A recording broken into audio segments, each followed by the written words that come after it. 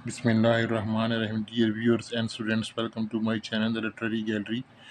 आज जो हमारा टॉपिक है करेक्शन ऑफ सेंटेंसेस में, उसको हम देखेंगे। और वो करेक्शन ऑफ सेंटेंसेस हम प्रोनाउन के देखेंगे। क्या एरर्स हो सकते हैं प्रोनाउन के इस्तेमाल में, और किस तरह उन एरर्स को दूर करके हम सही तरह सेंटेंस को लिख सकते हैं, वो हम डिस्कस करेंगे।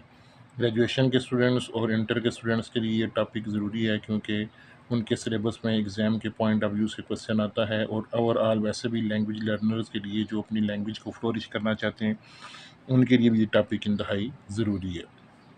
तो आइए हम बढ़ते हैं अपने टॉपिक की तरफ।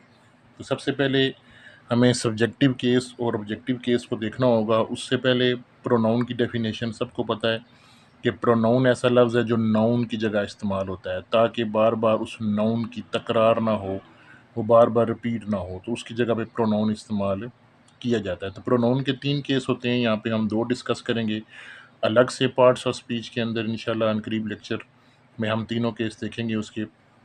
तो 2 केस देखेंगे, सब्जेक्टिव केस और ऑब्जेक्टिव केस।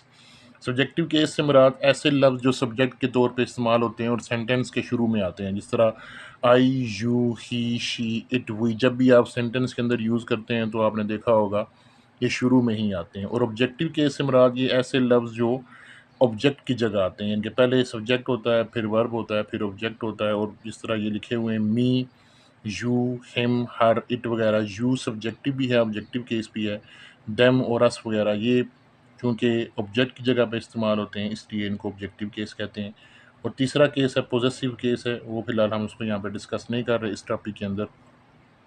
तो रूल नंबर 1 है कि जो लफ्ज़ सब्जेक्टिव केस में इस्तेमाल होते हैं, सब्जेक्ट की जगह इस्तेमाल होते हैं, आप उनकी जगह सब्जेक्ट की जगह वही सब्जेक्टिव केस वाले वर्ड ही इस्तेमाल करेंगे, ऑब्जेक्टिव केस वाले वर्ड इस्तेमाल नहीं करेंगे। मिसाल के तौर पे me and my friend are going to the movies. Me objective case है, ऑब्जेक्ट की जगह इस्तेमाल होगा, लिहाजा ये सेंटेंस गलत है। सही सेंटेंस है I and my friend are going to the movies.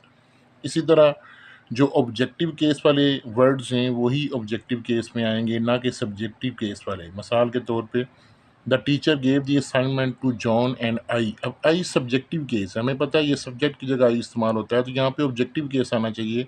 The teacher gave the assignment to John and me यहाँ पे ऑब्जेक्टिव केस आएगा। रूल नंबर 2 है use a singular pronoun for singular antecedent. Antecedent कहते हैं जो इससे कबल लफ्ज़ इस्तेमाल हो चुका हो। अब चूंकि प्रोनाउन ऐसा लफ्ज़ है जो नाउन की जगह इस्तेमाल होता है, पहले एक ऐसा नाउन इस्तेमाल हुआ होता है जिसकी जगह हम फिर प्रोनाउन इस्तेमाल करते हैं। जैसे कि मिसाल के तौर पे the student forgot their book. अब ये देयर जो है डेफिनेटली स्टूडेंट की जगह इस्तेमाल हुआ, स्टूडेंट पहले इस्तेमाल हुआ। अब स्टूडेंट सिंगुलर है, तो लिहाजा फिर यहाँ भी सिंगुलर प्रोनाउन ही आएगा। करेक्ट है द स्टूडेंट फॉरगॉट हिज और हर बुक। अगर आपको जेंडर क्लियर है तो आप हर लगा सकते हैं, जेंडर नहीं क्लियर तो आप हिज लगा दें, दोनों आ सकते हैं, कोई भी एक आ सकता है। तो चूंकि यहाँ पे सिंगुलर सब्जेक्ट है तो आगे प्रोनाउन भी उसके अकॉर्डिंग आएगा। उसके बाद है avoid using pronoun that could refer to multiple antecedents. अब अगर आपके सेंटेंस में एक से ज़्यादा सब्जेक्ट्स हों, for example John and Mary, दोनों मतलब नाउन हैं, एक से ज़्यादा हैं। Went to the store and he bought milk. अब चूंकि सब्जेक्ट में दो बंदे हैं, आगे प्रोनाउन एक इस्तेमाल हुआ। अब हमें ये नहीं पता कि ही मैरी है या ही इसमें से जॉन है, किसकी बात हो रही है। तो लिहाजा हम इस तरह लिखेंगे John and Mary went to the store and John bought milk. यहाँ पे क्लियर हो गया। अगर सब्जेक्ट दो हों तो फिर ज़रूरी नहीं है कि आप प्रोनाउन इस्तेमाल करें ही करें। मिसाल के तौर पे एक सेंटेंस बड़ा मशहूर चलता है कि the mother beats her daughter because she was drunk. अब शी उनको नहीं पता लग रहा मदर है, ना शी सेंटेंस में पता लग रहा है कि वो डाटर है।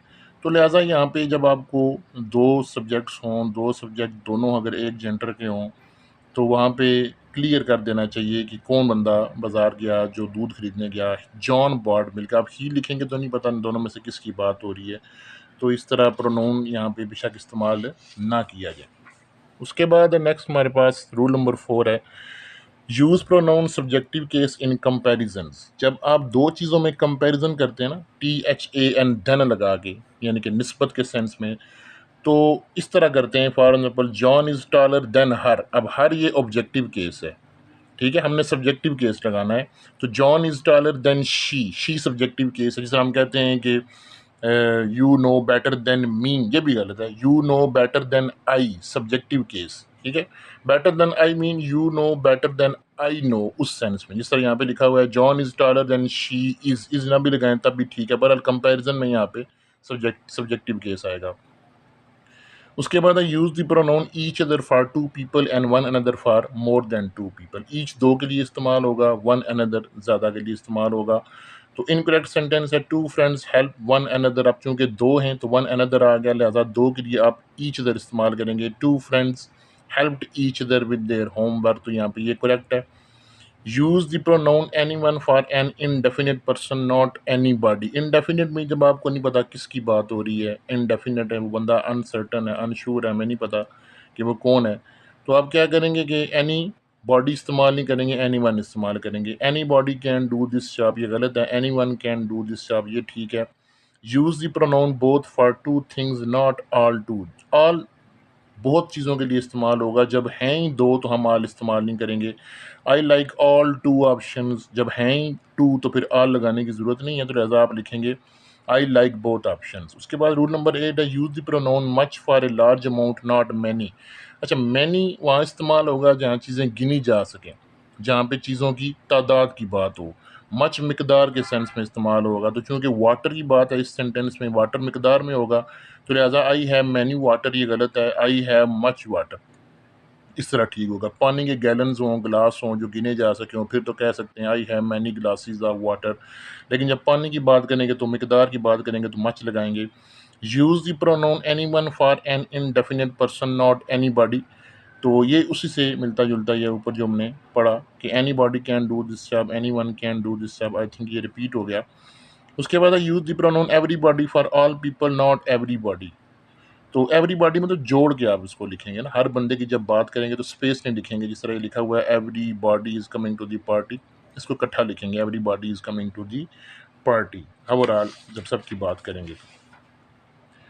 उसके बाद नेक्स्ट हमारे पास rule number 11 use each other for two people one another for more than two people, तो ये भी आई थिंक रिपीट हो गया यहाँ पे, तो लिहाजा ये दो के लिए इस्तेमाल होगा, ईच अदर ज़्यादा के लिए वन अनदर इस्तेमाल होगा। उसके बाद रूल नंबर 13 है none is used to refer to an indefinite number of things, यानी कि दो से ज़्यादा। नन वहाँ इस्तेमाल होगा जहाँ दो से ज़्यादा बंदे हों।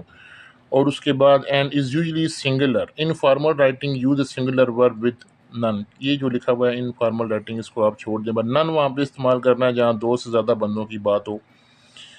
तो इनकरेक्ट सेंटेंस है none of the students are going to the party, तो हम लिखेंगे none of the students is going to the party. अब क्योंकि स्टूडेंट ज़्यादा हैं, दो की तो बात ही नहीं हो रही यहाँ पे, अंडरस्टूड है ज़्यादा हैं, तो स्टूडेंट में से कोई भी पार्टी पे नहीं जा रहा, तो एक हम लेते हैं, सिंगुलर लेते हैं वर्ब इसमें। None of the students is going to the party, students में से कोई भी पार्टी पे नहीं जा रहा, ये मतलब है इसका। नाइदर वहाँ इस्तेमाल होगा जहाँ पे दो बंदे हों, ये नन और नाइदर नेगेटिव मीनिंग देते हैं। For example neither of the two options are suitable, दोनों में से कोई भी मुनासिब नहीं है के लिए हम इज़ इस्तेमाल करते हैं। तो यहाँ पे गलती क्या है, तो हैं तो दो ही, लेकिन neither of the two options is होगा कि दोनों में से कोई एक भी ठीक नहीं है, तो नाइदर दो के साथ और नन ज़्यादा के साथ इस्तेमाल होगा। रूल 15 है कि either is always singular and require singular verb जी। Either of the options are acceptable, दोनों में से कोई भी ऑप्शन ठीक है, इस सेंस में हम लेते हैं, तो लिहाजा आइदर ऑप्शन इज़ एक्सेप्टेबल होगा, चूँकि दोनों में से हम इंडिविजुअली एक की बात कर रहे हैं, तो दोनों में से हर एक ऑप्शन ठीक है, तो आइदर ऑप्शन इज़ एक्सेप्टेबल ये होगा, ठीक है। तो ये नाउन के बेसिक रूल थे, अगर आपको ये समझ आ जाएँ तो आप इनको सही तरह आप इस्तेमाल कर सकते हैं, करेक्शन भी कर सकते हैं, सही तरह बना के भी लिख सकते हैं, सही सेंटेंस की आइडेंटिफिकेशन भी कर सकते हैं। तो आई होप कि आपको समझ आ गया होगा। Thank you very much for watching. अल्लाह हाफिज़।